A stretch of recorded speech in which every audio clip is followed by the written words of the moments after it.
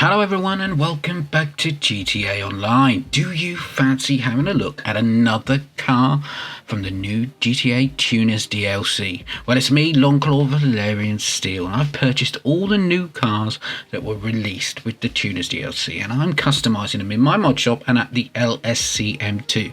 And today I'm having a look at the Annis Remus, a car that was so street back in the 80s and 90s that it had to make its way into GTA Online.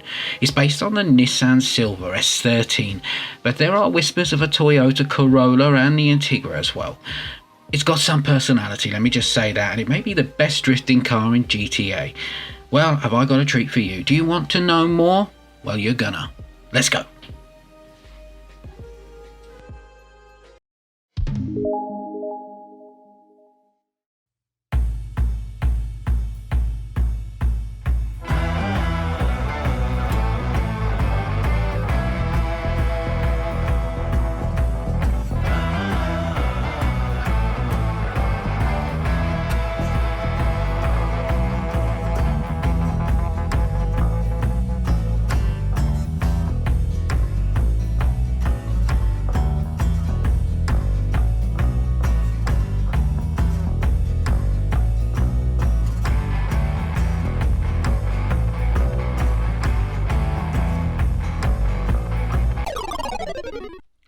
GTA is all about nostalgia, and the new Tuners DLC put iconic street cars back on the map and reminded all GTA players that Rockstar once created a very good racing game, Midnight Club, and they have given the car community so much to play with in this Tuners DLC.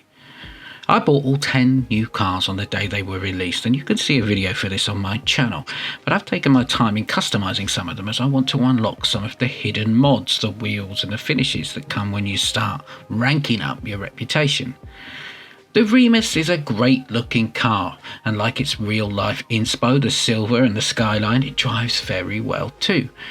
With its front-facing inline-4 engine, it handles like a dream, and as you work the gearbox you can seriously hear how happy the car is. Like most cars with an inline-4 engine, you would expect the Remus to have 5 valves per cylinder, which would allow for a perfect balance, and GTA and Rockstar do not disappoint. The power and the distribution could not be better. It's such a stable car to drive, and that's what makes it such a supreme street car. Customizations send you back to the 90s, and you have a lot of fun with this build, particularly with the exhaust. You can go crazy. Here in the UK, this was considered the car in the early 90s. I remember my next door neighbour having one, a red one, and I would sit and watch him drive away to work every morning thinking, I wonder if I will ever have a car like that. Well, I don't, but at least I can give my character one in this game. For the drift fans out there, the Remus will have you drooling. It takes a lot to beat the Tampa, but this car has got what it takes, and that's down to the handling, which is just superb. There are also some very cool new hood features, which you can have transparent, different coloured finish, exposing all that power. The interior options are very retro too, and I love matching up the seats and the dash and the finish.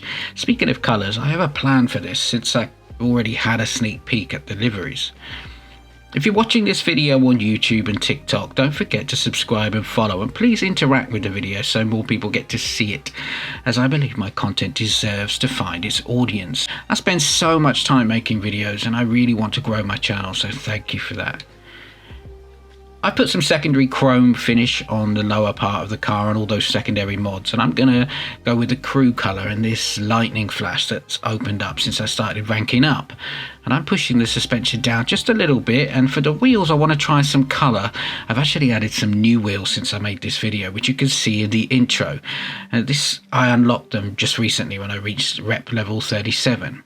They're called Conical Turbofan, and aren't they awesome? Take another look at the intro, you'll see what I mean. So I think we're all done here. Let's take her out and I'll show you what she can do. So let's start with that handling. I mean, it really is excellent. You can feel how stable you are, even at high speeds. The grip of the tyres, I mean, I've got track wheels on mine now and they really hold to the road. The Remus also has fantastic suspension too. You don't feel like you're rocking about all over the place. There is literally no understeer or oversteer. It's just exactly as it should be. A very nice car to drive. And this car does very well in the street races. You can get your hands on it for free in the prize ride. Just come in at least 3rd place for the 3 days in a row, and this car is yours. But don't bash it around too much, it won't thank you for that. And if you're using it as a getaway car, definitely put those bulletproof tyres on her. I used this recently in the prison job contract, and she was perfect. You can see her in action in my video that's on the channel. I've got a clip of it here. Next to the Calico, which we all know reigns supreme, I would say this is probably the most important car you should get out of all of the new cars that have been released so far.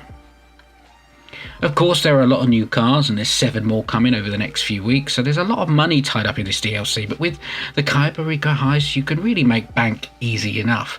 I've made so many solo guides on this, and in fact, you should check out my playlists on YouTube. Get your money together and come and spend it on some class vehicles like this. My crew, True Valyrian Steel, are going to hold another crew meet down at the LSCM this weekend, so if you'd like to participate in this, there's links to join the crew and the Discord in my bio. I'll also be running some of the contracts with crew members as associates, so if you want to test run some of these jobs with me, then let me know, and maybe you can drive some of the cars too, and we can make some videos. Tell me what you think of the Remus. Show me your own build, and I'll be back with another video before you know it. I want to see what everybody else is doing with their cars, so tag me in pictures on Instagram so that I can have a look at it. Tag me in your videos, mention me in your videos on TikTok so that I can see what's going on, and let's help each other out.